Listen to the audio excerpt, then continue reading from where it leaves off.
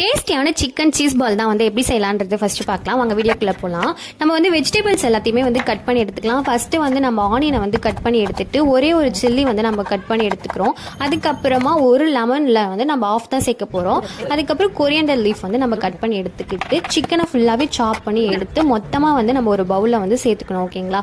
அதுக்கப்புறம் கொஞ்சமாக வந்து கார்லிக், சோயா சாஸ், அதுக்கப்புறம் லெமன், சில்லி பவுடர், அதுக்கப்புறம் சால்ட்டு, பெப்பர், சில்லி ஃப்ளேக்ஸ், இது எல்லாத்தையுமே வந்து மொத்தமாக ஆட் பண்ணிவிட்டு ஒரு இதில் வந்து நம்ம வந்து ஃபுல்லாகவே ரவுண்ட் பண்ணி அதில் சீஸ் வச்சு ரோல் பண்ணி நம்ம ஒரு 6 or 7 பீசஸ் கிட்ட வந்துருந்துச்சு ஃபுல்லத்தையுமே நம்ம எடுத்து வச்சுக்கலாம். ஓகேங்களா?